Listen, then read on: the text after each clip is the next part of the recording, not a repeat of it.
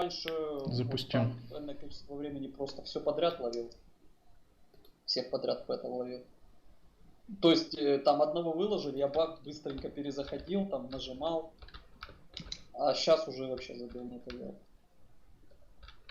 Уже понял.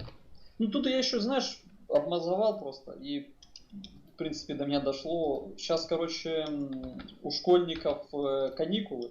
Угу. Их миллионы, миллиарды, как бы у них денег нету, поэтому они покупают все пэтов. Играют, короче, в БДО и покупают все пэтов, все остальное. Поэтому с этим, короче, проблема. Так. Насчет кеш на 18 никак не хочет зайти. А у тебя что сейчас по точке? 18-й круг? Нет, ну почти круг. У меня шлем только нужно затащить еще. А, только шлем остался. Угу. Ну так все равно нормальная тема. А ты за последнее время ничего там еще не поломал из бижи? А я все вот сейчас затачил пояс этого Василиска на 2. Пояс древний сейчас продам. Он 300...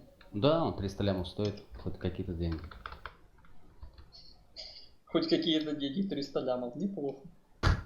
Да качок, конечно, это не так уж много.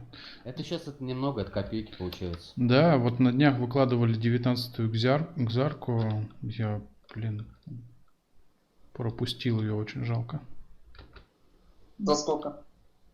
Там вон лям, по-моему, лям 100 вот этого максималка стоит. Миллиард скорее. Да. Да, по-моему так. Ну там, я по-моему, видел 20-е вещи, там 2 лярда с копейками стоит. Да, у вас трансляция на ютубе началась? Да, идет. Да. Угу. А попробуй какое-нибудь просто сообщение отправить. Сообщение? Угу. Проверочное какое-нибудь. Да, есть, ага. Отлично.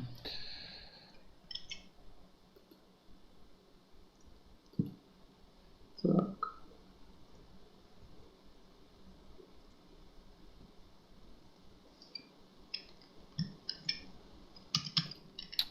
Так, в общем, короче, когда побежите в Камасилию, в квесты вот на этих, на газели лучше не брать. Я, по-моему, перенервничал вчера из-за них. Эти собаки, короче, разбегаются, и у меня не хватало урона, чтобы с одного скилла ее забрать, и ее потом хрен догонишь. Ну, по крайней мере, на воине. Кого догонишь? Собак? Газели. А, газеля? Да. Даже И не пробовал убить даже. прям вообще, короче, я так нервничал.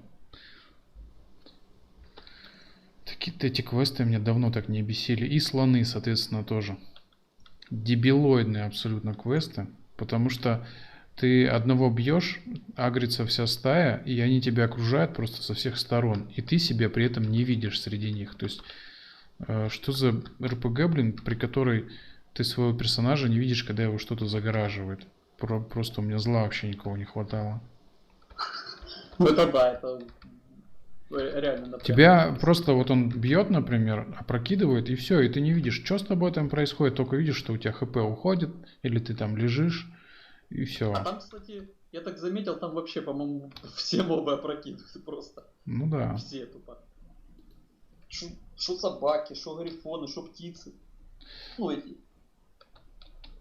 Как? Ну по-разному тут есть. Ну в общем да, квесты прям тут огонь замутили, я бы так сказал. Не, ну я сначала подумал реально, посмотрел так, думаю, что-то контент какой-то такой себе, не очень.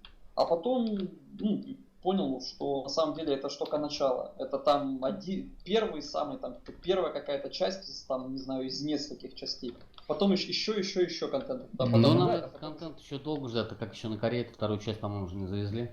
Нет, вот только анонсировали, получается. Да. Вот, там же с этим делом еще и страйкера там подвезут.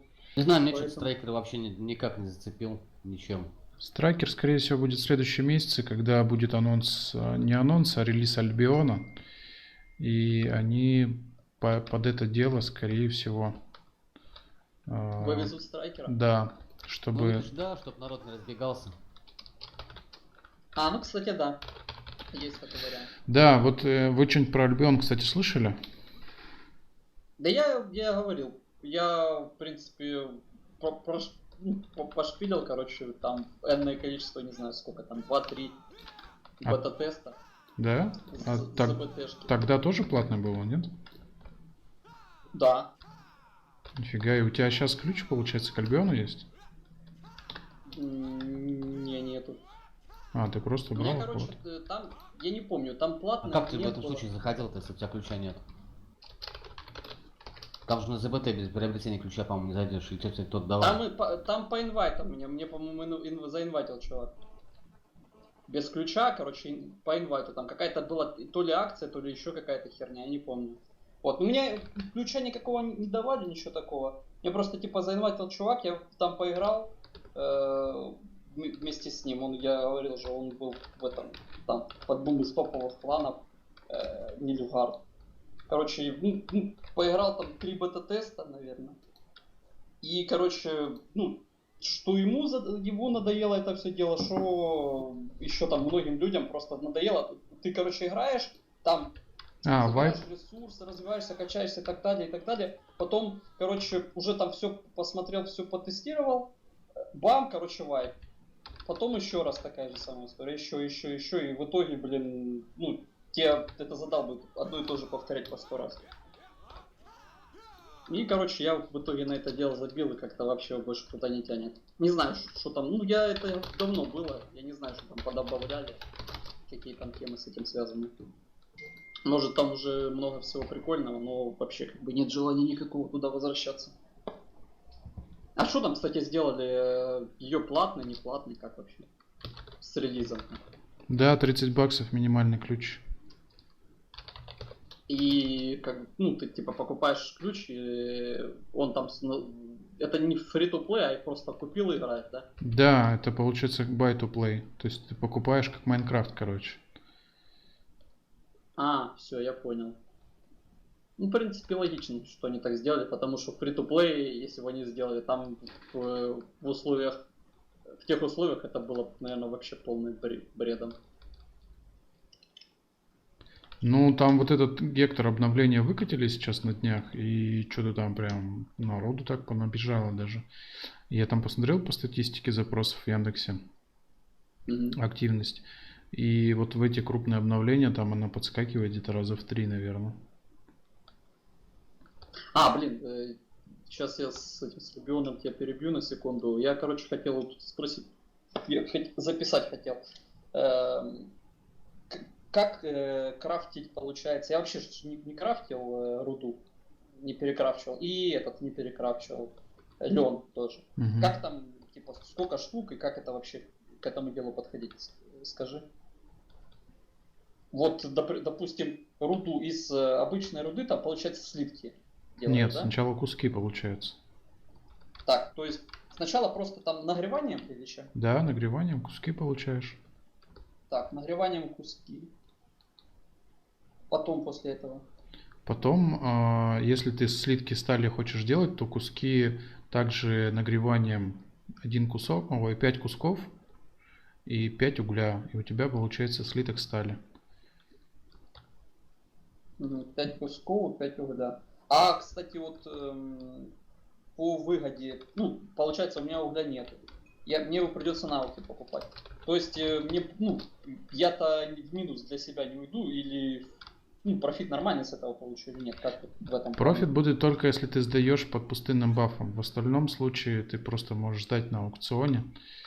И по сути все, просто прибыль получаешь и все. То есть под пустынным бафом это, мне придется Валенсию с этим соединять. Валенсию с твоим городом, где делаются у тебя паки. Я, допустим, могу перевести, просто перевести все паки, короче, понял, просто доставкой. Нет, они должны все пути соединить там, где он произведен у тебя, и там, где ты его будешь сдавать. Я вот смотри, схему просто придумал такую. Получается, я в MIDI его просто перевезу из Хиделя, ну просто там, не знаю, на тележке всю руду. Там, короче, переплавлю, и там бы сделаю просто одного раба, амбар, ну или там плавильный цех, он называется, да? Угу. Не как. Плавильня просто. Да, плавильня. Вот. Сделаю плавильню, и в плавильне, получается, переделаю это все дело в паки. И оттуда уже, ну, если мне хватит, прикину сразу с этим делом по очкам влияния, сумку медию с валенсией соединить и там сдать. В таком варианте. Можно же сделать? Да, без проблем можно. Просто у тебя бонус за расстояние будет в 2 раза меньше по сравнению с Эфирией. Нет, ну, подожди, а Эфирия это где? Это крайний город. Портовый город Эфирия. Около Кальфиона. Все, я понял, ни хрена себе. Блин, да это пипец. Сколько, кстати, вот этот путь, ну, так, на скидку, очко влияния требует? Блин, ну вот на карте можно сайт Ну, я понял, я говорю, просто так на BDBase. скидку. Не знаю, 50 может быть. Хотя меньше, 50, наверное. мне кажется, мало.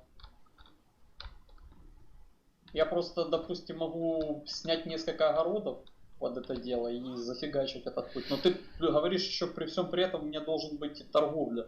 Должна быть нифигово развита, правильно? Да, вот как раз Рафаэль в комментариях правильно подсказывает то, что лучше соединить по морю, там очков меньше требуется, через острова соединяешь, и нормально будет. Там 16 очков, по-моему, всего нужно через острова, чтобы соединить. И по морю, и через этот, получается, ну, на лодке, на обычной рыбацкой, правильно перевести это все дело? Нет, ты узлы соединяешь просто, чтобы у тебя был путь, типа просто где чтобы там они были раба можно соединены, да? пробежать. Вот. А остальное возить ты можешь на себе просто по пустыне, там напрямки.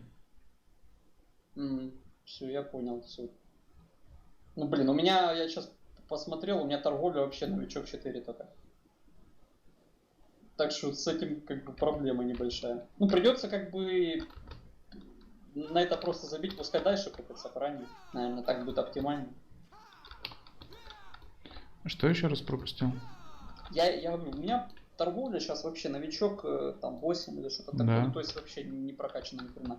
То есть, наверное, на данный момент просто можно на это пока забить и даже не перерабатывать. Или все-таки переработать? Перерабатывай. Да, пусть лежат, потом просто там можно сдать по 7000 паков за раз. Просто отвозишь и там несколько сот миллионов сразу получаешь. Я понял. Так, 5 кусков угля, что 5 кусков железа, что 5 кусков меди одинаково. 5 кусков, да. И это получается слитки, да? Да, слитки стали получается. А с медью слиток меди получается, правильно или как? Чтобы получить латунь, там, по-моему, олово иметь нужно соединить, куски олова и меди. А чтобы бронзу, олово и цинк. Или наоборот, я вот это не помню. Ну просто, в общем, короче говоря, там 2 вида, получается, используется, а со сталью, по сути, 1 вид железа используется. 1 вид руды, вот так вот, правильно. Все, я Поэтому понял. То есть медью как бы немного сложнее. латунь и бронза, по сути, крафтятся в 2 раза дольше, чем слитки стали. Ну то есть как бы на медь можно пока вообще просто забить. Ну пусть копится, как бы, да. А именно сталь просто переделать и таким образом стать. А там же еще есть, короче, паки там, которые там состоят, ну, сборные, понял, паки, которые вообще, по-моему, максимально дорогие, да? Кальфионский пак я, честно говоря, пока подзабросил, потому что я заколебался. Никогда не хватает древесины, там 3 вида древесины нужно покупать, подкупать постоянно. Ее никогда нет в достаточном количестве, ну, в том, в котором я могу переработать, нет на аукционе. И добыть ее в таком количестве тоже нереально. Вот. И поэтому ты как бы подзабил. Подзабил, да. Вот у меня 3000 лежит, как бы, ну, там можно сдать на 600 миллионов. Как бы, ну, пусть лежат, потом пригодятся. Там до 5000 добью, на миллиард потом сдам сразу и все. И забью на них потом окончательно. А вот я, кстати, еще часто вижу, ну, как бы постоянно вижу людей, которые, ну, там стоят на переработке и именно перерабатывают, древесину рубят. Вот в чем вообще профит и прикол с этого дела? Но если ты не хочешь заморачиваться с паками, то ты можешь фанеру продавать на аукционе спокойно. Например, ту же ольху. И все. Как бы с этого иметь прибыль постепенно. Но тут Э, все ну, то есть, ограничивается как это демпингом. работает? М? Я имею в виду, как это работает. То есть мне надо еще производственную точку, получается, ну, чтобы рабы, соответственно, рубили там древесину, правильно? Где-то еще подводить. Нет, но вообще в одном из цехов ты можешь, конечно, им грузить доски, они тебе будут перерабатывать в фанеру, но при этом там ну, как бы фиксированное количество. То есть ты вот сколько раб там делает за цикл, 10, например, фанеры там из там 50 досок или как там, не помню соотношение, то столько и будет. А если ты вручную перерабатываешь, то у тебя прок вроде как повыше должен быть. Я понял. Я имел в виду, смотри, древесину, где мне продавать? Просто тупо на Ауке покупать? Древесину можешь покупать, но ее там практически не бывает. Ну, тех, по крайней мере, сортов, которые мне для пака нужны были. Я пробовал считать пальму, чтобы покупать и продавать, оно примерно там одинаково выходит, там, плюс буквально там 2-3 миллиона. Но эти 2-3 миллиона ты можешь купить просто при сборе, там, одна точка тебе выпала, все, ты считай, уже в плюсе по сравнению с пальмой. Поэтому перерабатывать древесину, покупать и перерабатывать древесину почти не имеет смысла, вот так я бы сказал. Если у тебя есть время, там, час-два в день, и ты можешь посвятить сборы, то лучше займись им. Ну, в Даже принципе, да. если ты мясо добываешь, ты его также продашь и миллион с мяса получишь, и все, тоже прибыль. Даже если 0 точек выпадет у тебя, с мяса ты в любом случае То есть, заработаешь. смотри, если с древесиной, ну, если ты древесину сам не добываешь, то лучше, короче, не заморачиваться, да? Да. Вообще по этому поводу. Ну пока да. Это, в принципе, Самый быстрый способ обогатиться, по сути, в игре в АФК режиме это рыбалка. То есть ты надыбал какое-то место, где более-менее падают куски, плюс золотая рыба. То есть куски можно всегда продать, если ты не точишься. Либо ты там на каких-то начальных уровнях, и деньги тебе нужнее. И второй просто сбор. Обмениваешь те же печати рыбалки на шприцы, фигачишь кровь. И все, ее там худо-бедно еще покупают на аукционе. Ну, если не купили, можешь покачать алхимию. Все. То есть там минимум, не знаю, 5-7 миллионов точно с этого заработаешь в день. Это абсолютный минимум. Ну, в принципе, понятно. Что если, короче, чтобы не заморачиваться, рыбалка вообще изи вариант для этого дела. Да. И торговлю, короче, качаешь, ну, один профит, собственно. Да, рыбалка универсальный способ. Вот. Ну, я именно, ну, вот понял тоже, рабы как бы добывают там какие-то эти, надо что-то с ними делать, правильно? С ресурсами. А как вот из них извлечь из этого всего дела максимальную выгоду? Ну и вот, короче. Да, что касается ресурсов, получается, чем длиннее цикл, тем больше ты можешь получить. Но тут опять же встает вопрос затрат времени. Времени и профита с этого. Да, и твоего личного участия. То есть, чтобы те же паки делать в промышленных масштабах, тебе без мажордома и максимального веса, ну, это вообще не грозит, можно сказать. Вот. Я понял. Ну вот с торговлей, в принципе, с паками тогда я тоже, как бы, в принципе, думал не заморачиваться. Вот. Прокачаю, короче, через рыбалку торговлю до нормального уровня, тогда можно будет этим заняться. Угу. А подожди, а вот если имперскому торговцу сдаешь, то тоже, короче, торговля качается, правильно? Я не засекал, вообще должна.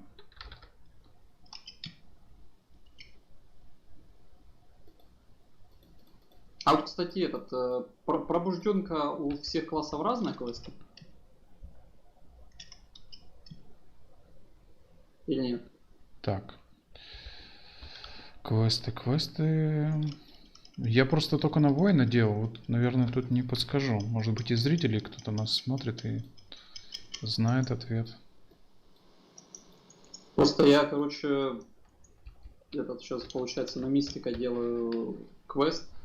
И тут, типа, в пещеру, короче, с этими, с квестами, ну, просто к пещере, короче, подвели точку. И тут, типа, все, разобрался. Тут, Ныряй, короче, гаси на там самом все. деле, это просто тупо надо было убить там определенное количество мобов в пещере. Да. Это, видимо, одинаково все. Ну, ты же говоришь, кому-то вы там помогали вчера делать. Вчера, да, но я просто морально поддерживал, помогал другой человек из гильдии. Что касается Камасильвы, кстати, сюда еще не нарисовали картинки монстров по уровням, вот так же, как и вот на остальной карте видны, например, да, скелеты там 50-52 левел, а в Камасильве таких картиночек нет. Поэтому до конца понять споты, ну, где качаться, как добывать. Ну, многие, конечно, недовольны уже фармом, но... Ну, как там с кем мы разговаривали вчера, кто-то сказал, что вообще в Камасильму все ломанулись, ну, типа, новый контент, все дела, а потом, короче, посмотрят, что там ни кача, ни денег, и вернутся на старые споты просто. Я думаю, что это уже произошло, либо в ближайшие дни произойдет, потому что действительно тут без атаки 200 плюс нехрен делать. И то, как бы это... Я не знаю, почему разработчики так сделали, потому что если ты можешь ушатывать тех же пиратов с одного скилла, ты в любом случае будешь это делать.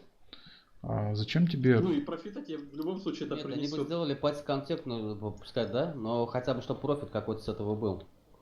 Ну, тут вроде как Ну да. каждому падает итем, и в этом профит. То есть каждому участнике пати падает итемы. Но вот я вот сейчас просто сдавал, покупал ножи, и у меня итемов почему-то за волков не упало. А у тебя питомцы, по-моему, голодные. Да, может быть, кстати.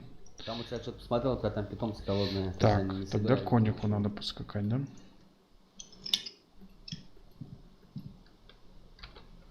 У кого на каналах будут Василиски, скажите мне, я сейчас просто на Василисках. Давай глянем. А что ты туда шел? Типа надоели эти? Да? Да эти я пока дискотеки фармлю. А у меня тут узел прокачанный и знания с ранку всех я сделал. А на санёк мне пока надоело. Ты тут ради печенек фармил дискотеки? Да? С этим, с Бартом вчера общались, и он говорит, что выгодить, ну, типа, дискотеки, короче, в принципе, может печеньки выгодить просто тупо покупать на аукционе. Их нереально купить, это я сколько не пробовал. Проще дискотеки купить и фармить их. Ну, а по факту это реально выгоднее просто на аукционе? Но если валенсийские, то нет. Там с валенсийских в среднем 6-8 выходит. Ну, ты имеешь в виду кальфионские самые невыгодные, правильно? Ну А там, да. валенсийские и медийские, типа, нормальные еще. Ну не знаю, мне вот раз с 15 свитков с медийских упало всего 66 печенек. Видимо, что-то пофиксили, раньше больше выпадало. С валенсийских? Нет, с медийских у меня все упало, с 15 свитков всего 66 печенек, это мало. Значит, типа, сейчас валенсийские, походу, самые профитные стали. Странно, что снова локации новой дискотеки не завезли. Это да. Может быть, во второй части будут. Ну вот ролик корейцы показали, как бы, ну я уже говорил, что там то же самое, по сути, вот эти разломы, единороги. А там сказали, что можно будет качаться с 53+, по-моему, на второй Камасильве. Да, может быть. Ну, как бы это было бы хорошо.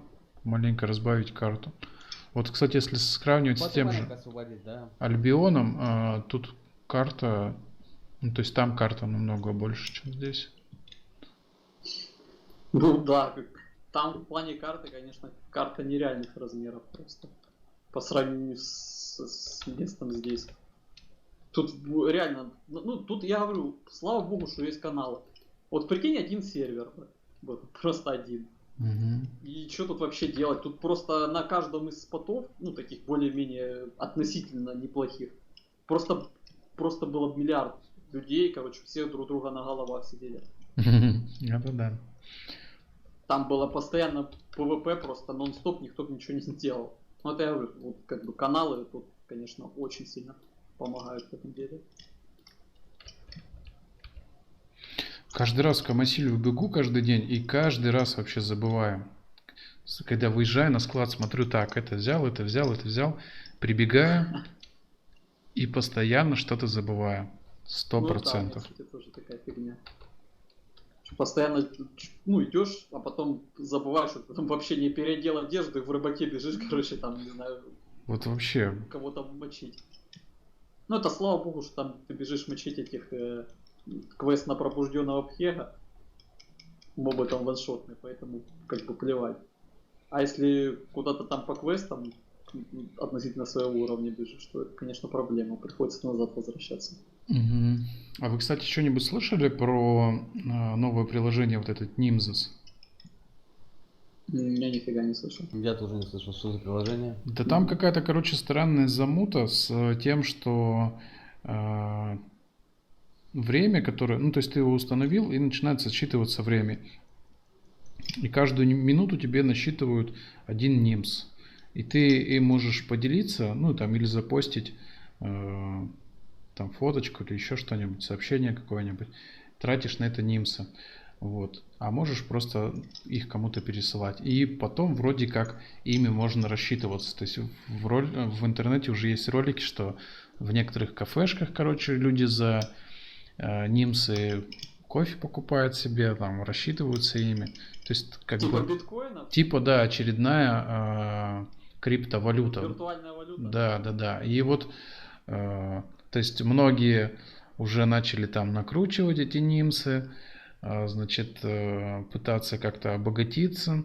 Другие говорят, что это очередной МММ, мыльный пузырь, что вот эту виртуальную валюту потом никто не сможет обеспечить, ну, как-то номинально.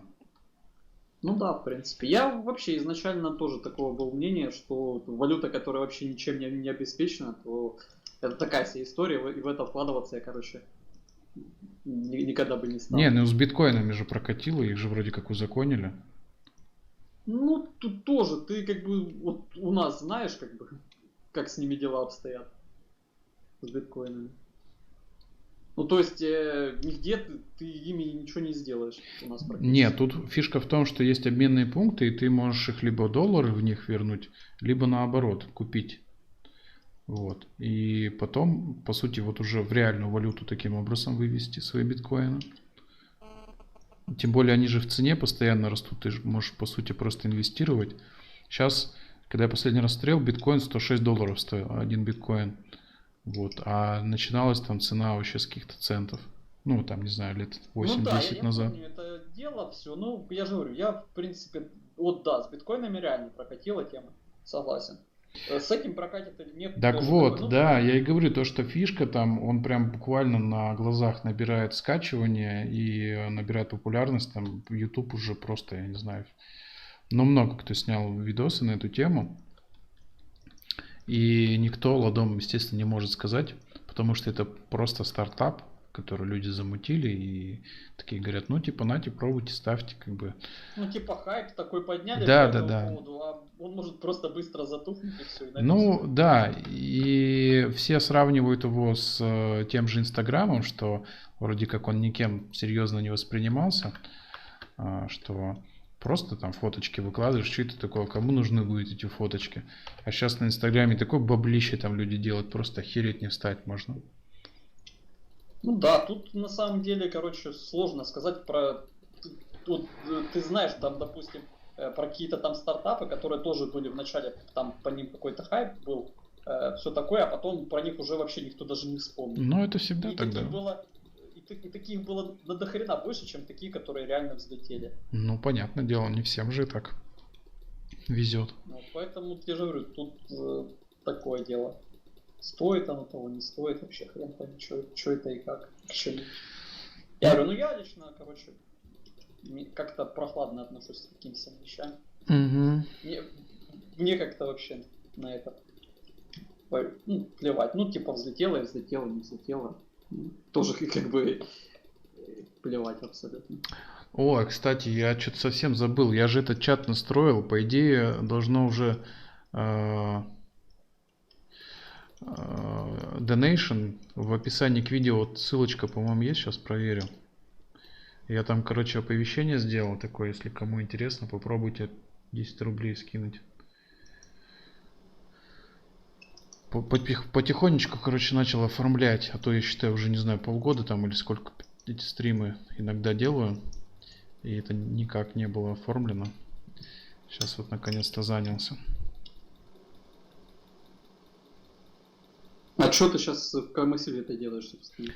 Я сейчас просто делаю квесты, добью вот это вот сраное очко влияния, которое вот я из-за него взялся. Думаю, ну что, у меня половина есть, сейчас по квестикам быстренько пробегусь. И быстренько пробегаюсь, я уже 3-й день по ним. Потому что эти мобы, я не знаю, ну реально вот эти газели, я просто уже готов был послать всех нахер и забить на эти квесты. Ну реально просто.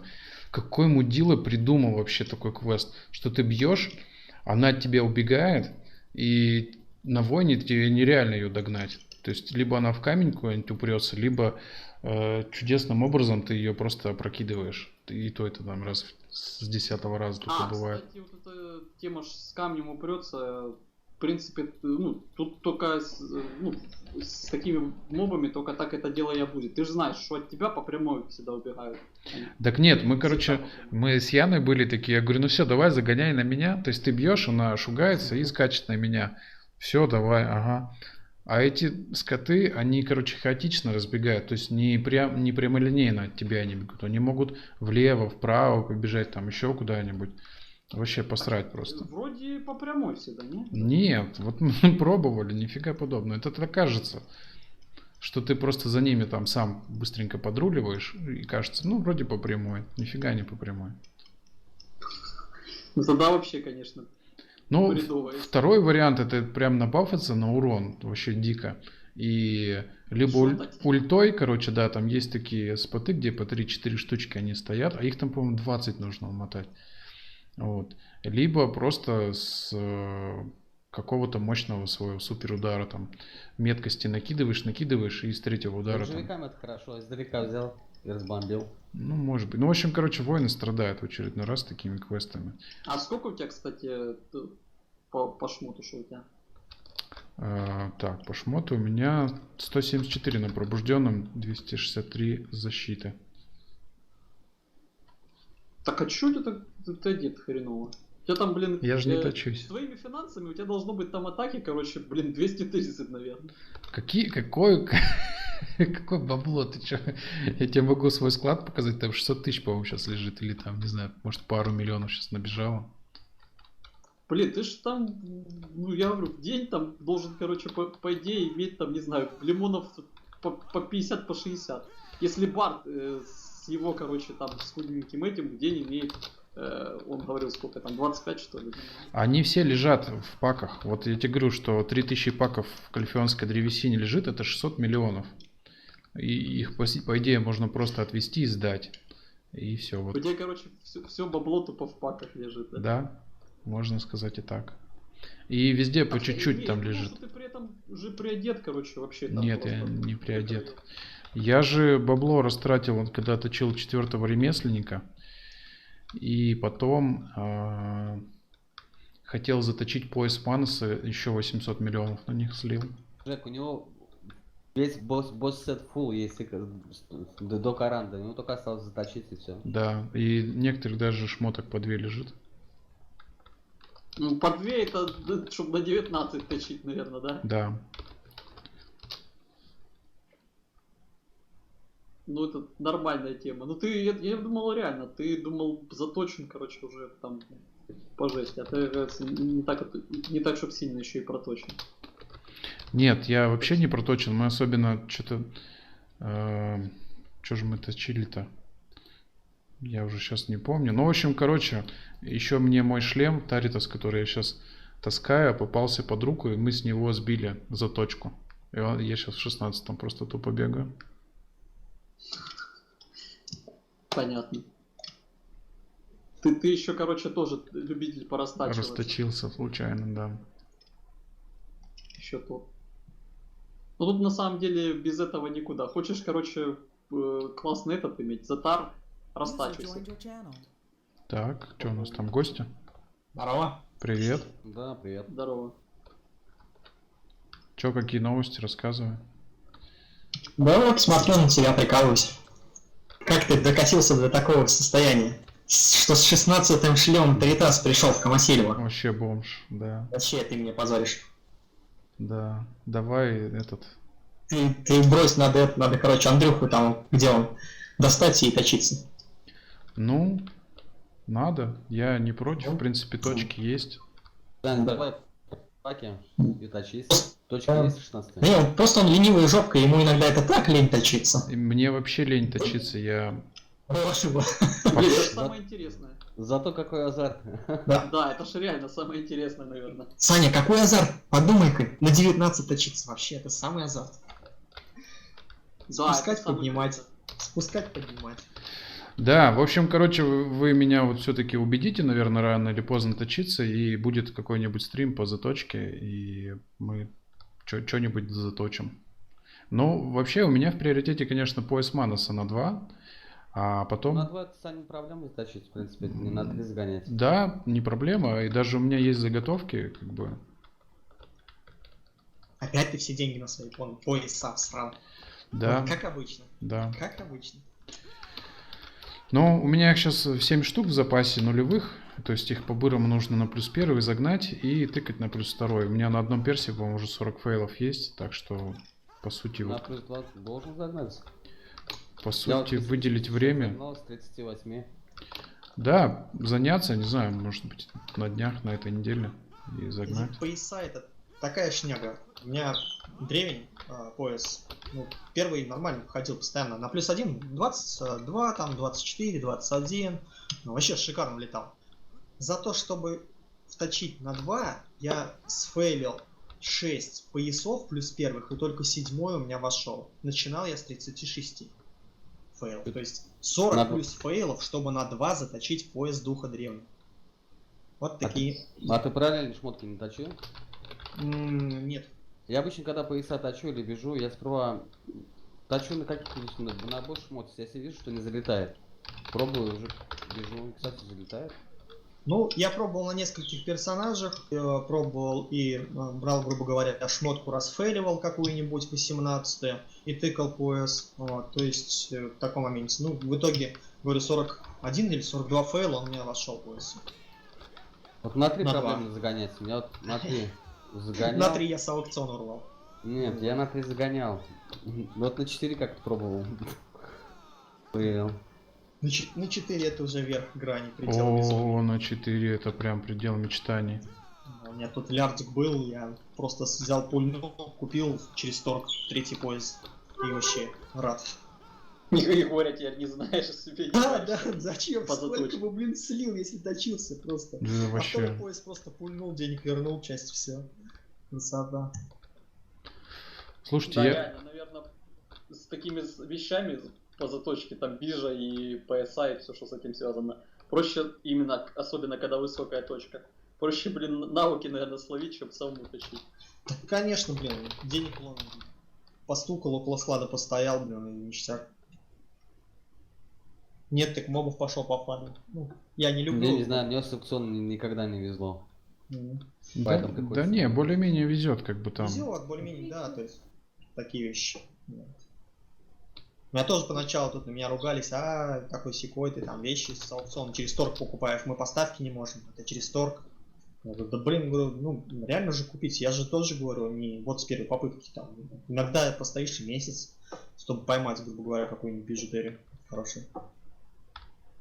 А потом его берешь и ломаешь. Нет, нет, я не ломаю, я если уже купил хорошую бижутерию, то только потом обновлю ее на высший грейд и все. А эту продам. Если выловишь науки, опять же, да? Да, если выловлю. Вот, точить я только что босс шмот на 19. Но вот, пока Каранду на 19 вогнал, а так больше ничего еще. Каплю печеньки. Да, слушай, с Каранды там... Сколько у тебя там ушло на нее? Ушло, не знаю, 11... С 11 раза только вошла, короче. Ну, это 100 огонь 12 вообще. фейлов. 112. 113? 112. Блин, да охренеть вообще. Это ж 4-ю бижу можно заточить. Практически 1,5 месяца я затыкивал Карандом 19. Реально, наверное, на 4-ю бижу было проще Да, затыкать да. будет. То есть у меня вообще мысля была такая. Короче, если протоплю до 122 фейлов и Каранда не входит, то я просто, ну, тыкаю как бы 4-ю бижу. Либо Сичил 4-й, либо Аграм 4-й. Ну, Огр мне не нужен на Сичилку. Сичилку на 4-ку бы тыкнул с этих фейлов. Ну да, фейлы уже такие космические. Мгм. Уже даже жалко на 19 затыкивать. Ну вот теперь меня немножко подгорает то, что сейчас собираюсь мазка наточить, и если он упрется так же, аналогично, это просто вообще лол, я не знаю, просто забей. Опять придется, короче, копить миллиарды печенек. Да, ну у меня сейчас есть 260 печенек в запасе, но это что, один раз потыкаться? Да, и просто минус все сразу. Ну, Да, с этими точками босс шмота и бижа. Не, ну бижа это вообще самый экстрим. Босс шмот хоть там, да, растачивается, но он хоть не ломается. Мгм. бижа. А бижа, даже если ты с камнями крон такой хоп, и такой раз, хоп, уровень понизился, и ты такой, блядь, зачем Да, точил? лучше бы не точил Да, вообще. лучше не тыкал. Было бы получше. Слушайте, а вы эту тему с кронами-то уже прочекали, нет? Там то, что... Что-то там скиллы какие-то повышены, не скиллы, а эти... Ой, там с энергией крон, то есть когда ты Да, хочешь да, с да. камнями крон, там получается на вещь накладывается положительный эффект. Да. Но я не тыкал, потому что у меня весь босс шмот full 18 по кругу. И чтобы на 19 тыкать один раз, мне это надо, я не знаю, 300 лямов, 300 камней крон. Я пока не готов на такое. Тогда что-то это накладно малость. Ну, там накладно. типа эффект, короче, понял. Там если типа неудача, то там следующий типа усиленный, короче, эффект, типа заточки или что-то такое Да. работает. Там Да, такие вещи. там накидывается, если, грубо говоря, 19-й босс шмотку ты точишь, там накидывается атака, и при каких-то определенных, получается, этих неудачных усилениях, там получается, что у тебя, в принципе, такая же 20-й Каранда становится за счет этих эффектов. Да, да. Не, ну это так, это если ты вот уверен в своей невезучести жестокой, то Да. ты проще, наверное, на это дело просадить, короче, бабки, чем на печенье те же. И тогда, Да. ну, смотря что словишь еще, какие приколы. Да, Там Саня, типа бонусы ж разные, по-моему, словить. можно. да, там с каждого, грубо говоря, получается шмота свой бонус. То есть для брони свой бонус, для оружия свой бонус. Ну вот, да. Саня, ты рыбалил в том месте, про который говорил? Да, Что там, как? нормально. Я в Камасильве сегодня ставил, на ночь 11 кусков выловил. И то как бы там не...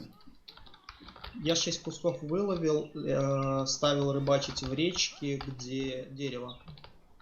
То есть, ну, это дерево большое, сейчас скажу, узел чаще древних мудрецов. И Ага. внизу в речке ставил. Да, Ну, сколько? за 5 часов 7 кусков, наверное. Да, там ловится более-менее и как бы можно. То есть получается вот сдавать там же торговцу рыбу и куски, в принципе, оставлять, и все окей будет. Ну, я видел тут, не доезжая этого дерева, в пруду рыбачат. Ну, в озере. А там, короче, Можно. вся фишка в том, что вот эта река, которая спускается с гор, она относится к этому узлу как раз. И, в принципе, за 2 очка, по-моему, что ли, за 2 или 3 очка ты ее соединяешь, и все окей, у тебя вся рыба как бы будет уже сдаваться у торговца нормально. Да. Ну, А я слышал, кстати, что где-то в Виле, короче, что ли, есть какое-то место, что считается, это вообще там где-то в море ты ловишь. А на самом деле это возле Вилли. Ну, типа, рыба считается, как будто хрен знает откуда ты ее ловишь. ну, насчет этого не могу сказать. Не знаю, не проверял лично. Никто не слышал, что есть такое место. Да нет, даже. Ну, у нас рыбаки есть в гильдии всякие, то есть и грандмастера 22-й, там 24-й, как бы. Поэтому тишина. Странно. Я что-то такое слышал, кто-то говорил, что есть вроде такое место. Ну, именно около там Велии, по-моему, да, он говорил. Так, что-то у меня, короче, зависла игра. Меня слышно? У меня вообще частенько такая фигня бывает. Слышно? Бей посуду, Саня. Бей. Ломай, круши его. Ну, Все, вылетел. Я вылетел благополучно. ты говоришь, блин, сколько у тебя там, 170 атаки? Да, блин, я с 210 атаки, нет, ну, грубо говоря, 208 с кутумом, ну, более-менее еще чувствую себя. Переодеваюсь в Нубера с Нубером 222 и... Не знаю, такое ощущение, что мобы все равно сколько у тебя атаки, они по-прежнему такие же жирные. Ну, убиваются, конечно, порезче, но, блин, тоже наваливают нехило. Грифонов только с кутумом, блин, пинаю. 16 мегабайт какие-то показывают закачку. Фигня какая-то непонятная. Скорее всего, перевод всякие разные темов, которые падают. Да, и там были некоторые тоже баги с переводом в некоторых квестах, я замечал. Насчет багов могу сказать, вот прям, ну, 100% не уверен, но, блин, вот пегасов же ввели, говорят. Так как я в гильдии состою, где пеневодством занимаются активно люди, у нас уже люди ходили, пытались пробудить пегасов. То есть один человек делал 2 попытки, один человек 5 попыток, еще один 7 попыток, и там топчик у нас 11 попыток. Ну и как вы думаете, вывели или нет? Никто нет, я думаю. не вывел, абсолютно никто. Такое ощущение, что шанс вывести пегаса, то есть пробудить рысака, вообще 0% здесь как будто. Просто не, 11. Ну там не зря он стоит на Корее, там сколько, 3,5 да. 3,5. То есть Ну, это то есть, столько... как бы, это, ну, если бы он стоил на Корее, там, не знаю, ну, хотя бы лярд или что-то около того, то было бы, в принципе, понятно по деньгам и сколько там надо попыток. А поскольку он столько стоит, то тут, в принципе, понятно, сколько попыток надо. Нет, там я вроде слышал, что в какой-то там гильдии, там вся гильдия просто скинула одному чуваку, ну, вот эти вот ресурсы все, просто все скинули на одного. И он все сделал уже Пегаса. Вот это про одного такого человека, в принципе, на сервере я знаю, который, ну, я говорю, вся гильдия одному скинула, и вот он и все пробудил. Ну, сколько ему попыток понадобилось, я вообще без понятия. Ну, вот я говорю, у нас топчик, у нас багенка, которая получается, ну, как бы у нее свой сайт по коневодству и прочее. Вот, она тоже уже 11 попыток, говорит, я сделал, и тишина. Ну, неудивительно, геймнет, в принципе, может и забыть, подзавести шанс. Да, там такие, опа, извините, короче, мы тут немного на пару процентов ошиблись. Знаете, вот вам извинение ГМ, одну штучку и нормально. Да, нормальная тема, в принципе. Там люди потратили, короче, уже там по 20 лярдов. Да. А они там, извини, одну штучку дали. И Элиан еще на один день. Они тут ставками, просто ставками нас ребята скупают. Я тоже как бы, ну, коплю эти штучки, у меня до рысака не хватает скилла одного, ну, на ролик собираюсь. Вот тоже штучки эти коплю и смотрю, просто ставками эти штучки скупают. Вот, нас тоже чел в гильдии скупал, тоже говорит, блин. Делал сначала, делал, потом, да ну нафиг, пойду на аукцион скупать, у меня денег 5 лярдов в карманах. Пошел ставкой скупать. Ты, подожди, ты про Итаму что он скупал? Да. Я понял. Ну, кстати, странные цены. На корм, ну, корм постоянно, понятно, цена растет. А вот на ягоды, которые за имперскую торговлю можно получать, что-то вообще на них цена не растет, и вроде их и продали уже там что-то около 600 штук, а цена на них что-то не особо растет. Тут, скорее всего, фиксированная цена идет, то есть от и до, все, то есть выше. Нет, так там, ты же знаешь, есть, короче, в зависимости от спроса, ну, как геймнеты, по-моему, это дело крутят, насколько я знаю, но все-таки повышается максимальный предел цены. Ну, то есть, изначально, короче, я вот для себя, короче, ради интереса даже записывал. Вот, короче, допустим, корм каменной пустоши, изначально он стоил там 277, по-моему. Потом он стоил 316 тысяч. А сейчас 400, ну, потом я смотрел, 461 стоит, А сейчас, я не знаю, наверное, еще и того больше. Ну, сейчас, в принципе, можно глянуть. У тебя там какой-то блокнотик с записями, что ли? Нет, я просто так записал для себя, потому что я, ну, у меня 4 огорода, я ресурсы как получилось, так собирал, ну, просто их и в банк скидывал и все, ну, точнее на склад. И потом смотрю, короче, из этого дела корм можно сделать. Ну, в итоге я наделал корма, там у меня получилось что-то около, ну, не помню, что-то около 200 штук, короче. Ну, и я это дело загнал на ауки. Благополучно. Ну, потому что мне рысак никакой не светит, поэтому мне на это дело пофиг. Да, я вас на минуточку перебью. Если из зрителей кто-нибудь есть, Кама Сильвия, прыгайте в пати. Побегаем вместе, друг другу поможем с мобами. Как вчера успехи, Сань? Умер, не умер? Да, мы уже. каждый день сливаемся. Как бы это нормально.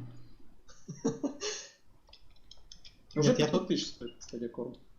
Нифига. О, ну слушай-ка. можно Видишь, попробовать я говорю, побарыжить. что тут как бы цена растет постоянно. Ну, мне были нужны деньги, поэтому я загнал. Я думал вообще, типа, оставить, ну, пособирать его, пособирать, а потом уже, как бы, когда цена так заметно сильно возрастет, тогда уже загнал.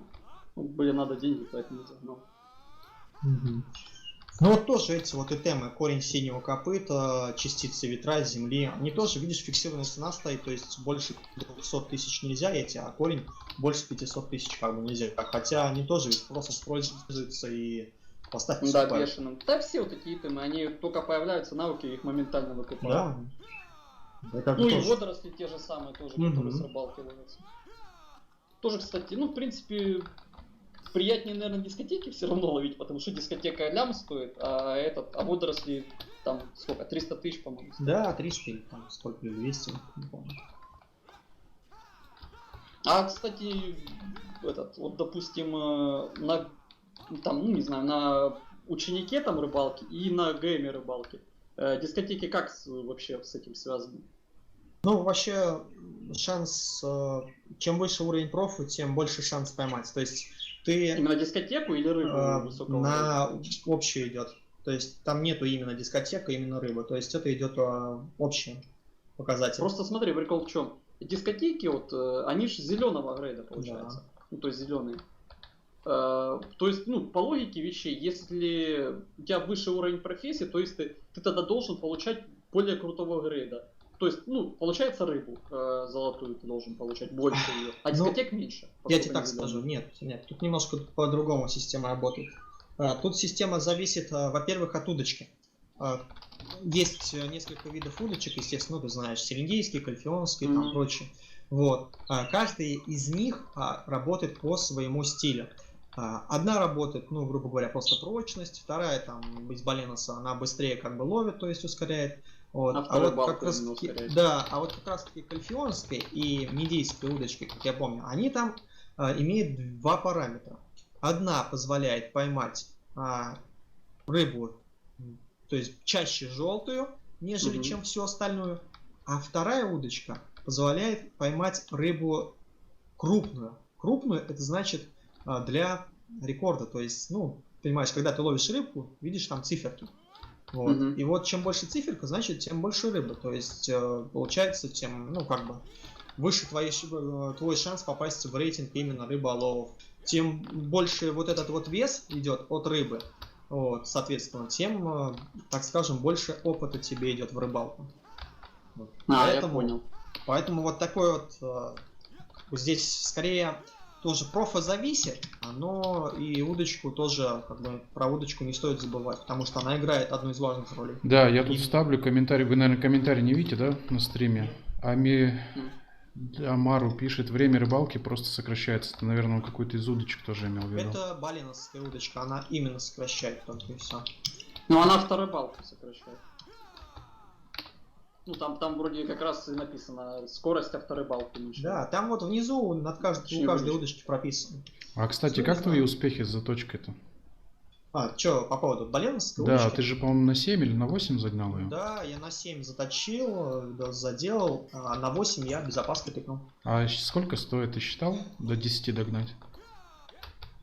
Смотри, короче, Сейчас на 10 мне понадобится 100 черных камней, full прочка, как я понимаю. Ну то да, есть, ой, да. там Мгм. много. А на 9 там, по-моему, или 80 камней и 80 прочки, или 85 камней и 80 прочки.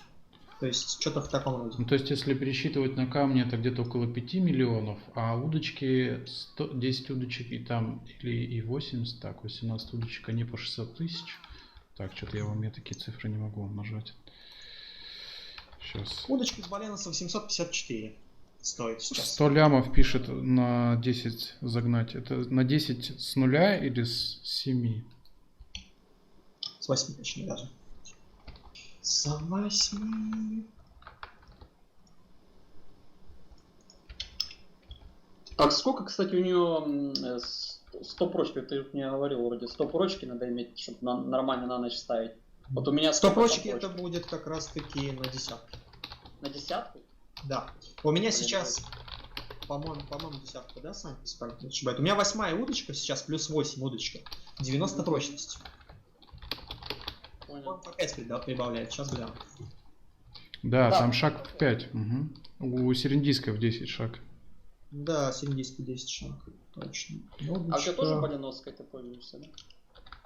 Я Серендийской пользуюсь пока, потом буду Баленовской точить, да. А с нуля он пишет. 100 миллионов с нуля. Ну, в принципе, нормально, Ну да, как это бы. нормально. Да, если не ждать с аукциона, как бы. Если деньги Что, позволяют. с аукциона ее попробуй вылови еще. И Взял, я протыкал. максимум, что я видел, это на 8, по-моему, продавали. Я кальфионскую на 10 купил и поплавок из клена на 10 купил. А, кстати, вот по поводу поплавка. Кто-то вообще как бы замечал, смотрел, что-то мнения разнятся. Кто-то говорит, что вообще бесполезная хрень. Не-не-не. Не бесполезно. У нас, короче, в гильдии женщина рыбачит. У нее поплавок. То есть, смотри, у нее удочка из балянса 10 и поплавок. Она за ночь вылавливает в среднем, где-то там 14-15 кусков дискотек. То есть, говорит, снимаю поплавок, и с поплавком, говорит, я просто рыбачил неделю, говорит, с поплавком, неделю без. Вот, без поплавка, говорит, 8-10. 8-10, ну иногда 12. А с поплавком, говорит, 12-14, как бы стабильнее. А получается, у нее, соответственно, там небось ГМ-10, соответственно, 10-я удочка и поплавок. Не, она не ГМ-10, она, по-моему, ГМ... 9? Или второй.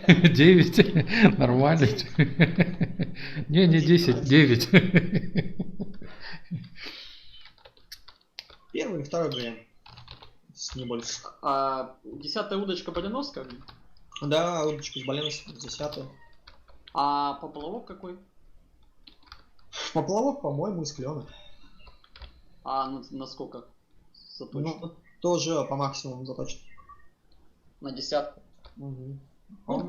То есть, мне кажется, все-таки, то есть, понятно, с такими вариантами, с ГМом и с заточкой, что поплавка, что удочки, там профит типа ясен. А если, допустим, у тебя там, не знаю, 6-я удочка, допустим, и уровень профессии там никакой, тогда тебе и поплавок, в принципе, профита даст ровно что там никакого. Да, то есть, если что-то и как бы сильно прям заморачиваться по этому поводу, то нужно, естественно, точить хотя бы там плюс 8 поплавок, плюс 8 удочку, естественно. Так, сейчас я перезагружу чат.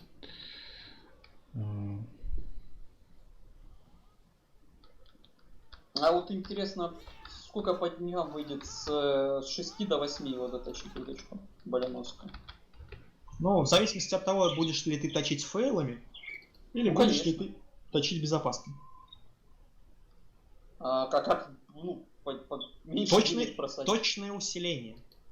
Ну я понял про что тогда. А как меньше денег просадить? Как меньше? Это очевидный вопрос. Ты понимаешь, я точил на 7, и специально записывал видео, потому что меня на моем канале просили меня, чтобы я, грубо говоря, показал, как, точится удочка, там, туда-сюда. Вот. И чтобы загнать на 7, мне потребовалось 30 фейлов. Я думаю, подумай сам, 30 фейлов. Это ведь немало. Это с 6 до 7 ты точил? Да, это 6, чтобы на 7 протопить, я 30 фейлов сделал. Начинал, по-моему, А с фейлы ты 24. со скольки начал ее, кстати, топить? С 24 или с 23. О, нормально так. Да. А потом я подумал так, а если на 8? И так это, почесал голову, да ну нафиг, говорю, я проще точным, иначе меня забомбит просто. Потому что она же упадет. То есть если ты не усилил, она падает на плюс 6, и все. Да, Ты это опять я тыкнешь. знаю. Так, а вот смотри, как вообще по поводу вот этой точной заточки? В чем там как бы прикол? Прикол? Да ни в чем. Ты просто вставляешь камни, нажимаешь точное, у тебя она 100% усиляется, но при этом отнимается прочность. Как бы если ты крафтом занимаешься, удочек, если у тебя есть все ресурсы необходимые, ты накрафтился гора, затыкал без опаски. Камней, естественно, сейчас камни были, тут по ивенту их выбивалось, там, я не знаю, пруд-пруди с мобов. Вот. И я вообще, я не видел в этом проблем. То есть у меня по 1000 камней и тех, 15.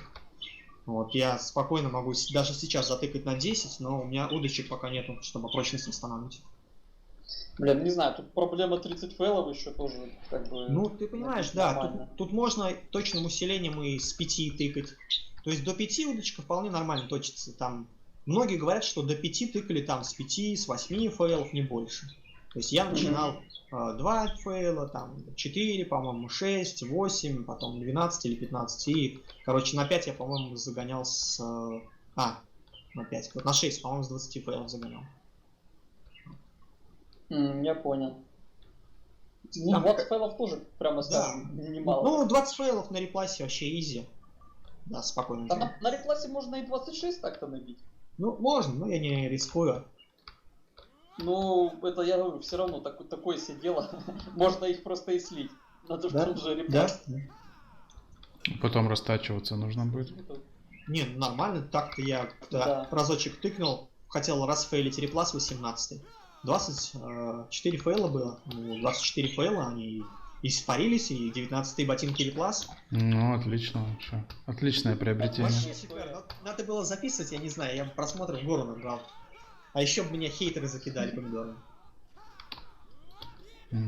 Зато потом бы на этих еще... прикинь, сколько ты от high level, так сказать, фейлов пил бы на этих ботинках. Раз и вошли на 20.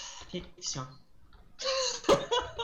Просто там у тебя 100 фейлов, ты хочешь там, не знаю, всего угра там 4-го поточить.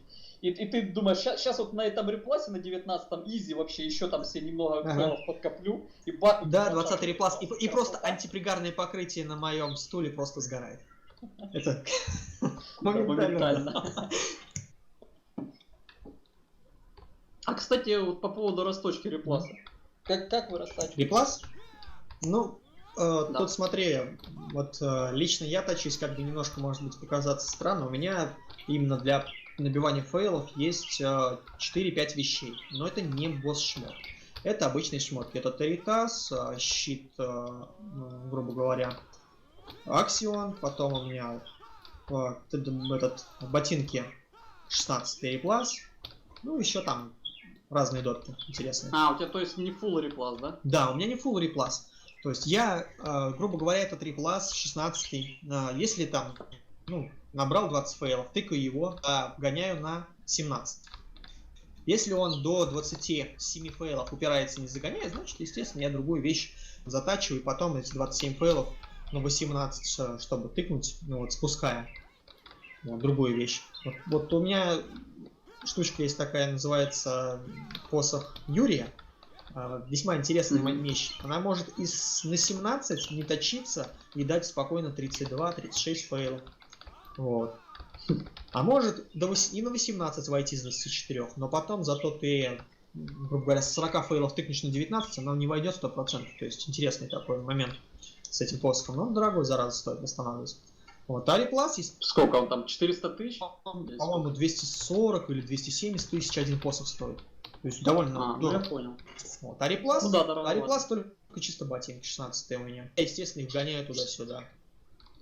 То есть ты как... А расточкой ты не занимаешься? Растачиваю, да. То есть я вгоняю, если вгоняется у меня реплас. То есть у меня все персы. Я беру на персах, делаю там по 18-20 фейлов. Беру шмотку, реплас, грубо говоря, и на каждом персе тык, не вошел, на другого тык, не вошел, на другого. То есть на всех делаю фейлы. реплас, грубо говоря, на ком-нибудь вошел, откладываю. Беру следующую шмотку, 17-ю, на всех прогоняю, то есть смотрю еще. В одном персонаже протыкиваю, растачиваю реплас, то есть если он, грубо говоря, вошел где-нибудь на 18, вот, я смотрю, сколько, ну, грубо говоря, есть у меня 30-ка фейлов. Я прям с 30-ки фейлов растачиваю реплас, следом растачиваю, грубо говоря, щит, вот, потом этот шлем, и потом следом выпускаю посох. А потом уже там, грубо говоря, на 18 восстанавливаю босс-шмот. Так, я думал, не, я имел в виду, понял, по росточке не этим, ты имеешь в виду этот, имеешь в виду с отрицательной кармой персонаж? Нет, не растачиваю. Да. Не растачиваю. У меня точек хватает, я как бы на репласе я редко делаю фейлы, я в основном покупаю щиты дешевые, там Крей щит, например, или там щит Рошар, они по 25 тысяч стоят на аукционе постоянно баллов. И все, и на них фейлы делаю. Я понял. Ты как бы по поводу этого еще не заморачиваешься, да? Да, ну а что смысл? Просто заточился, пошел, как бы снял эти камешки и все. У меня на складе постоянно валяется 5000 печати охотника. То есть я складирую, там набралось там 1000, там 2000 печати лишних. До 5000 опускаю, там, иду меняю там на камни броню, на оружие. У меня постоянно на складе валяются точки. Как бы на всякий случай пожарный. Ну, кстати, я от себя могу сказать, что если у вас там думаете, что много печати охотников, либо просто точек, там, не знаю, 2-3 тысячи, то это немного, не стоит их продавать, потому что если будете точить какой-то костюм выше 3-го или бижу выше 3-го, вы охереете, это вам все пригодится еще. Да, нет, я продавал, когда были цены, прям просто бешеные цены, там, черный камень оружия, там, по 200-300, если мне прям деньги вот прям позарез нужны были, я продавал. Вот, а так, я говорю, в принципе, всегда стабильно держу 1000 этих, как бы, камней по 1000. Вот.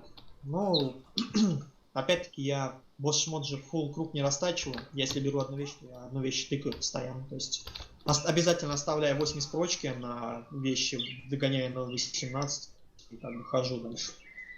Естественно. То есть круг смерти не делаю. У меня это. Да, ну да, это на самом деле такая себе история. На такое план вообще. Слушай, а возвращаясь к Пегасу, там разве не нужно делать ежедневные квесты, как на Брик, там собирать вот эти итемы каждый день?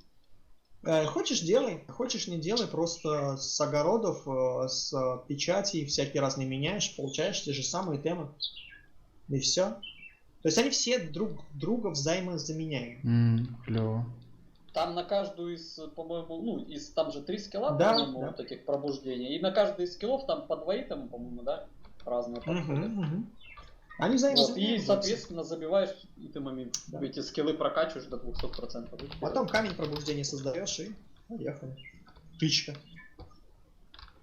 Да, там еще камень пробуждения. Да. Там надо, по-моему, 200% поднять, правильно? Да. А потом уже камень и, соответственно, пробовать. Да, и пробовать усилять. С Пегасом там, конечно, весело. 11. Блин, я прикидываю, чувак, как по этому поводу. Я не знаю, я бы, наверное, очень сильно расстроился. С 11 раз не зашел в Пегас. Это пипец, по-моему, полный. Да, женщины, они настойчивые, напорные, упорные. Терпеливые, я бы еще даже сказал. Да, терпеливые, точно говорит Саня. Я вот тут, блин, у меня со сбора, короче, точки ни хрена не падают. Меня это напрягает, думаю, блин, игра поломана, что-то поломалось, походу, такие мысли ходят. А тут, блин, 11 раз в Пегаса загонять.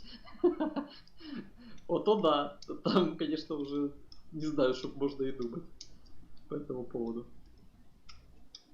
А ты-то что, будешь выводить, нет, себя? Я? Ну, мне скилл нужен один. Мне надо на ролик скилл, блин. У меня не хватает усиленного бокового шага. А если на роль усиленный боковой шаг, то, в принципе, может быть, попробую. Мне так не гори, знаешь. Я сейчас потихоньку профи прокачиваю. Может быть, покопить ресурсы потом на единорога? Да, ресурсы это не беда, то есть, знаешь, я все равно каждый день в Камасилию бегаю, делаю вечером, то есть бегу вечером, там, часов 2 уделяю, делаю квесты на эти, как их называют, кризолитовые листья, вот, и меняю их потом на итемки, в принципе, складываю. Это все как бы ерунда, то есть накопить это несложно для нее. Сложно наролить Пегаса, который может упереться и там, блин, кучу бабла вольешь, а в итоге, блин, его не сделаешь красотом. Это больше всего думаю. Да, тут заточка как бы еще не так роляет. Угу. Как вот Рысак это, короче, next level просто. Убийство, Да. короче, миллионов, короче, бабла. Просто в То, никуда. что миллионов бабла это убийство реального бабла, блин, когда ты один скилл у тебя нету, а тебе надо его наролить как-то, естественно, ты покупаешь эти итемки для ролла, выбираешь цели, тыкаешь, там просто как спросишь, у меня вот там, 40 фейлов уже на скилл, то есть 40 тычек, 40 итемов он потратил там. Это там, я не знаю, просто по деньгам сколько сложно представить. Да.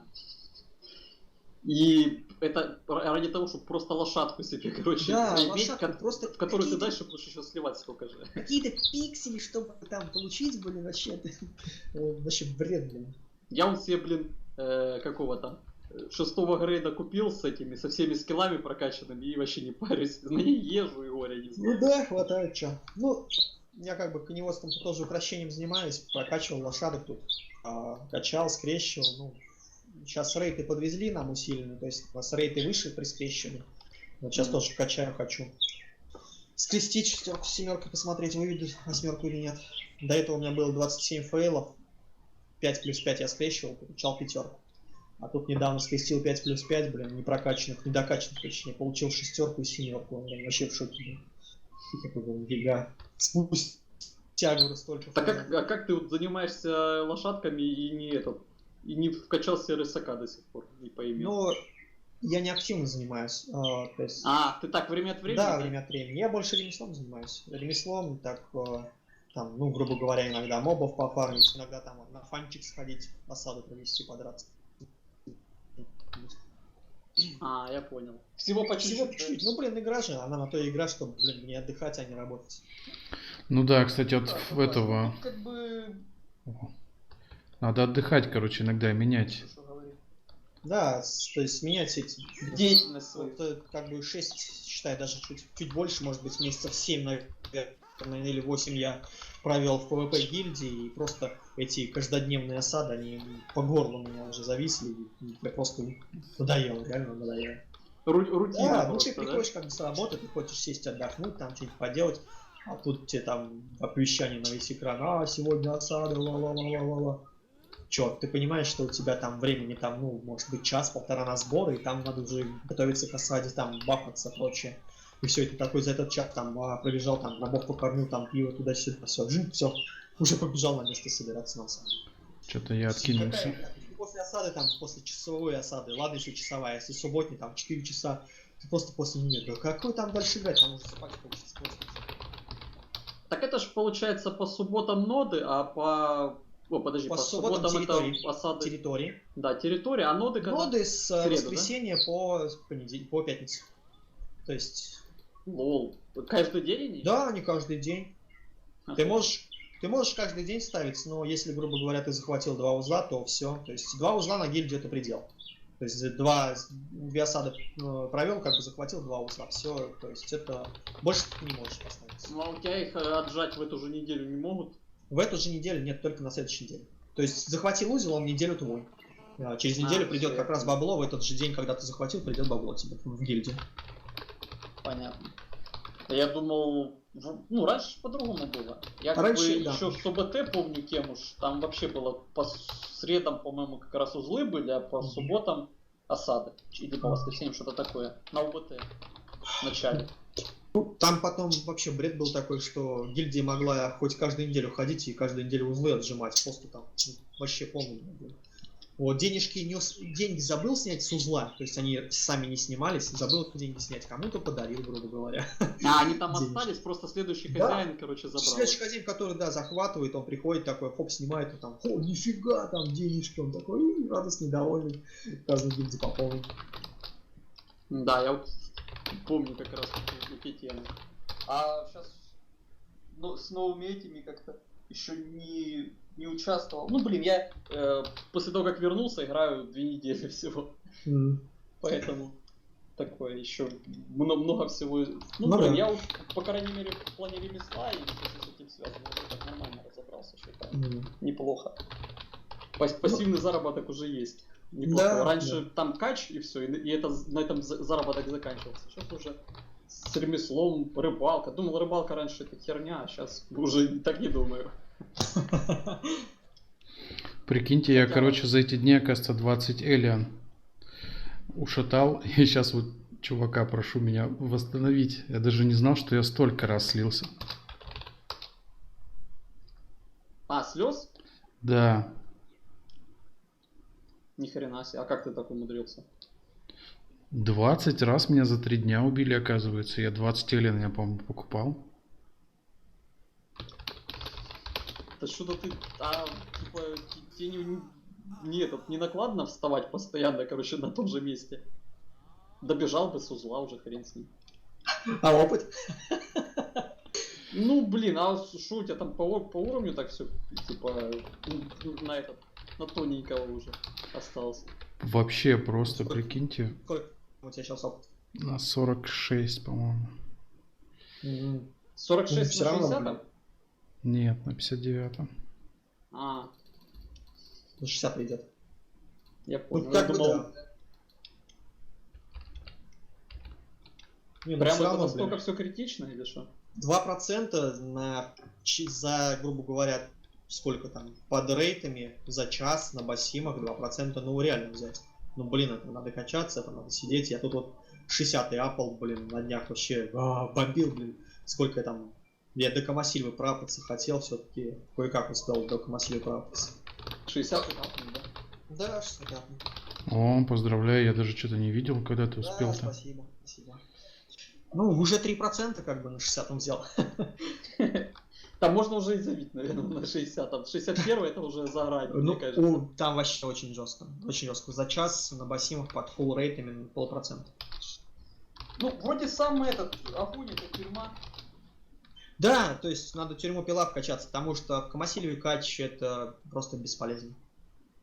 Там нужно либо хорошие их пати, стать хорошие пати, у которых, ну, грубо говоря, будет... За 230 у всех.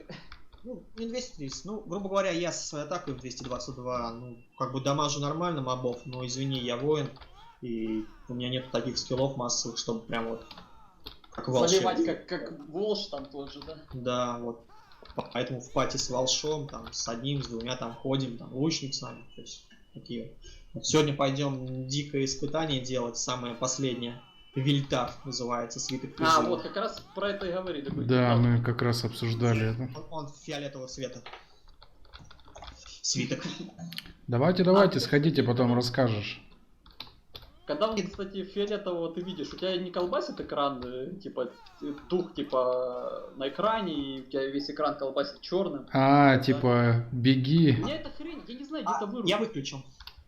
А где он вырубается? Я вот Щас. искал, тупо не нашел. Ничего такого. У меня вроде все, что с этим связано, выключено, и это пипец. Невозможно просто напрягать эта хрень. Да. Ну вот отключи оповещание черного духа. Палочку сними просто. Сейчас посмотрим. Настройки, игра, в самом начале оповещания черного духа. Так, сейчас. А кто-нибудь И из... вражеские, и эти, как их... ну вообще так не надо точно. Кто-нибудь из вас смотрел сериал Топ Гир? Сериал. Да. Это вообще шоу, скажем Ага. так. Ну да, они Ну, шоу, они- они сейчас типа сериала что-то замутили там. И смотри, выключи еще системное оповещание, то есть ниже пролистай. Там есть Ага. выключить системное оповещание, галочку нажми ближайшие монстры. То есть ближайшие монстры это как раз вот если у тебя монстры вот эти вот опасные есть рядом, он там орет по весь экран. А оповещение черного духа можешь в принципе оставить, если что. Так, подожди, выключить системное оповещение, ближайшие монстры Да. поставить или убрать? Галочку поставь. А, все, понял. Вот это, кстати, у меня не было. А оповещение духа Да, можешь включить. было убрано. Да, убран, да. Отлично. Надеюсь, больше мне эта хрень. Ну, потому что у меня я на этих... На войсках, короче, был каким-то 54-м, что ли, был. И у меня этот экран так колбасил весело, что я немного поднапрягло мне это сильно. После, там, не знаю, получаса я вообще запарился и забил это дело. Так, а вы, это получается, вы недельного будете бить, да? Это, да, это недельный. Это, получается, мы первое испытание прошли. Потом второй свиток взяли за 150 энергии, который тоже его сделали. И этот вот последний как раз-таки Вильтар из всех, что есть. Он... Ого, подожди, вы второго прошли полностью, а там 5 этапов, да? Да, 5 этапов мы прошли.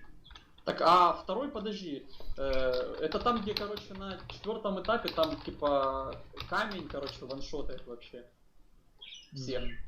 Ну, как Или тебе это сказать? может... все, это был как раз вот 5-й этап. Там, ну точнее, вот этот Смотри, там- недельный босс, там, короче, прикол в том, что там на этом, надо на 4-м, по-моему, или на 3-м, не помню, там, короче, есть моб, который бессмертен, и который по радиусу всех ваншотает. Ну, просто ваншотает, от него не выживет никто. Там какая у тебя защита не было. А на последнем этапе, там, ну или на предпоследнем, не помню точно, там, короче, по-моему... все.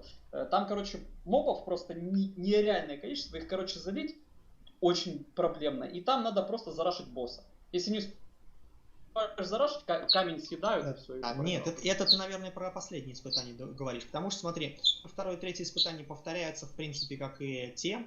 На 4-м испытании там рисуются скелеты Хекс и Мари. То есть скелетики, там сектантики всякие разные. Ну, да, вот, да. Она их делает бессмертными, они не убиваются, и то есть нужно рашить эту Хексу Мари.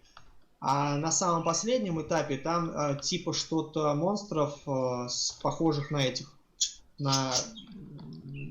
которые в руинах Гистри обитают. Да. Все, я понял. Ну да, это как раз я вот смотрел, просто проходили вот как раз, видимо, вот это, что вы пойдете делать, недельного. Там, короче, вот они вообще там такой трэш. Там они убили, короче, миллионы слез, миллионы, короче, ну, фулл был затар, там, соответственно, атаки у всех было за 230, там, 240 и так далее. Там, короче, они пришли к выводу, что реально пройти это дело только 4 волшами, такими же затаренными, заточенными просто, Ну да. по самой не боюсь. Ну, мы пойдем сегодня 2 волша, получается 220 плюс атаки. Мистик тоже 220 плюс атаки. И 2 воина 220 плюс атаки. Вот таким пачкой пойдем. Вчера мы сделали вот это испытание, которое второе испытание. Мы Ну, это вчера. трехдневное, по-моему, второе. Да, мы вчера вчетвером его затанчили. Ну, оно вроде не такое проблемное. Ну, как не вот такое именно проблемное, но последнее. оно потное пипец тоже. Ну да. Ну, вот Мы тоже насколько я знаю, забавно делали. сейчас последнее испытание, по-моему, вообще никто не прошел. В принципе. Да, Ну, там, не знаю, по-моему, может, уже прошли, но... проходили 3 или 4 уровня, по-моему, 5 мы проходили, я не помню точно. Да, ну я говорю, полностью именно никто не прошел. Да, До 5-го, полностью никто не по-моему, вообще никто не дошел. 4-й проходили или нет, вот я не знаю точно. Но вот, что оно там такое супер жесткое, я как бы посмотрел на стриме, подохреневал, конечно. Там прям совсем уж трэш. Ну что там люди такие затарены, там с нереальной защитой, их просто там моб ваншотает. Причем в охрененной куче мобов, этого моба даже сложно разглядеть. И ну ты там бьешь, все остальные мобы как бы коцаются, а он нет, он просто бессмертен. И он тебя ваншотает. Его просто надо кайтить. А на последнем этапе там, ну это как, наверное, не последний, а 4-й как раз был. Там вот именно зарашить босса. Если успеваешь зарашить, он прошел. Не успеваешь, Ну, как бы все. Тут момент, почему именно воина взяли, потому что воин умеет агрить мобов. Вот, и поэтому мы будем, как бы, получается, танчить 2 воина, а остальные будут дамажить. Либо один воин будет танчить, остальные дамажить. Ну там я говорю, имею в виду, что танчить там вот этого моба уже не стоит.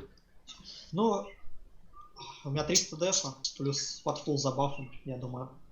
Не, я думаю, я не знаю, но мне кажется, он будет все равно ваншотать. Ну, будет, не спорю там. Ну, как бы мы сегодня решили, попробуем, говорим, то, что сейчас на осаду забафаемся. Сегодня осада фановая, у нас веселуха, так скажем, подраться пойдем куда-нибудь. Вот, и вот после осады, естественно, там будет у всех фулл забав, решили сходить это попинать. Заодно, да? Да, ну, в принципе. Что-то, похоже, не судьба мне сегодня знания по этим сраным королевским грифонам получить. Ой, ты знаешь, сколько я убил этих королевских грифонов? Вообще, жуть Просто Мне охренеть. тоже надо знания получить. Я убил этих королевских грифонов уже штук, наверное, 30 или 40. И знания нет. Ну вот я третий день уже, короче, их колупаю, и ни хрена. В общем, получается, Камасильва у нас переводили полгода, да? То есть в декабре ее анонсировали на Корее. До этого ее разрабатывали хрен знает сколько. И при всем при этом они не сделали, нормальных квестов, по сути. То есть единственная новинка — это вот защита башни по свитку, да, когда ты бежишь в конце основной цепочки. И все. Не знаю, что еще нового из квестов. Все то же самое. Принеси, убей, сбегай туда, получи знания. Жопа какая-то. Я не знаю, почему нельзя нормально что-нибудь сделать. Например? Блин. Ага. Если бы я знал, знаешь, я бы вот здесь не сидел. Ну вот ты говоришь такие вещи элементарные, блин, что новые квесты не придумает. Ну, хотя ты сам не говоришь, что можно придумать реально. Не, ну понятно, что можно напрячься, придумать и предложить, но никто же их реализовывать при этом не будет. Ну, как сказать.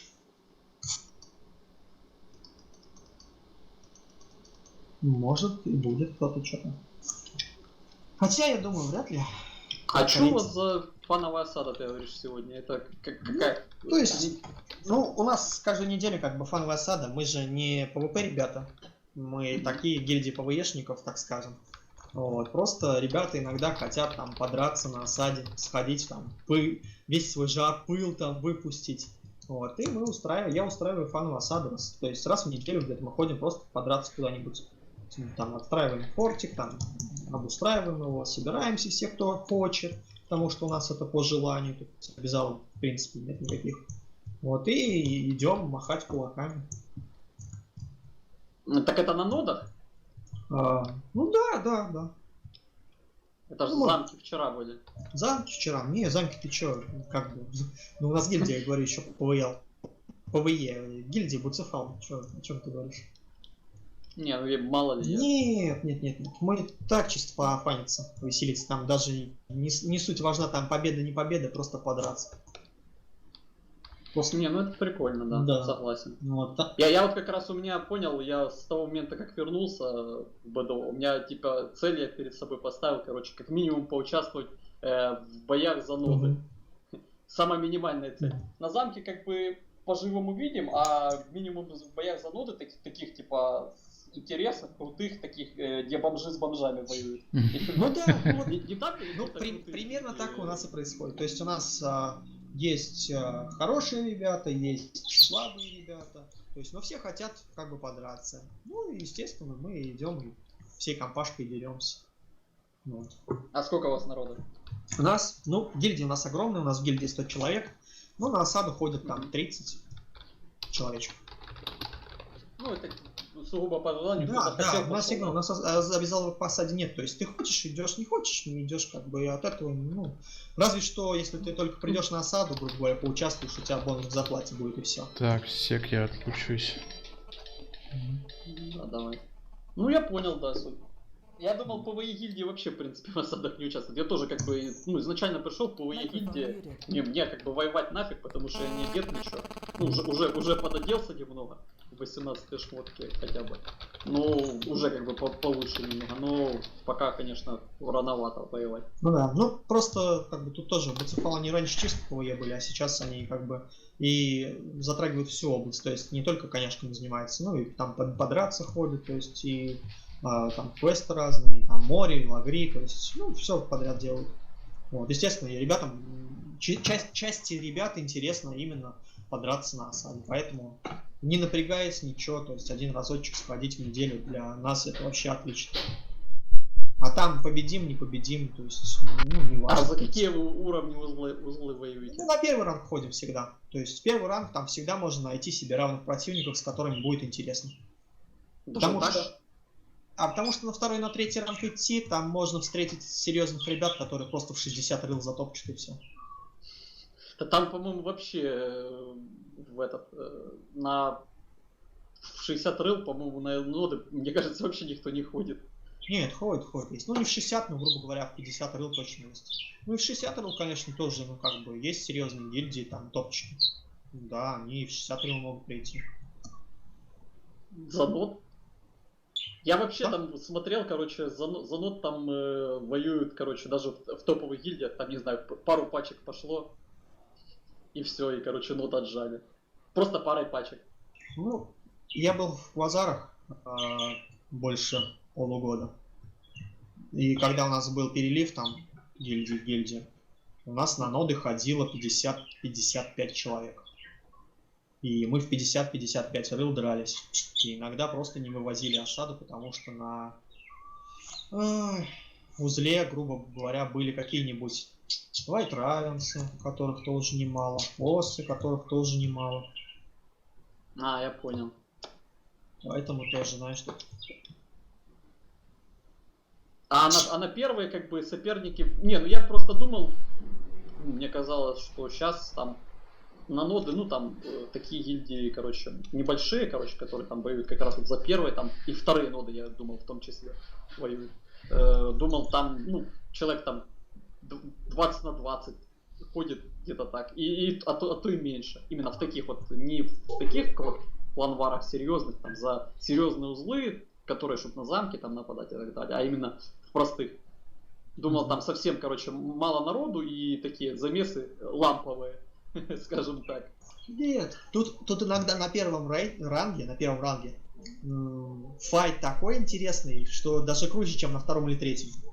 То есть ты приходишь на узел первого ранга, нейтральный, там денежка лежит.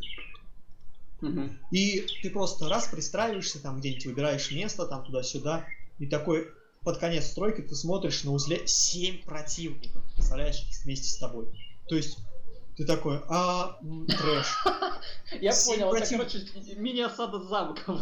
Да, и ты такой думаешь, будут тебя в первую очередь ушатывать, а так как, смотрят нас как бы, троллят, то, что мы коневоды, в принципе, вот, но коневодов тоже, знаешь, так на нас посмотрят и возьмут, и там в 2 гильдии нападут, драться с нами начинают, как бы, блин, вы что, ребята, слушай, зачем вы нас туда?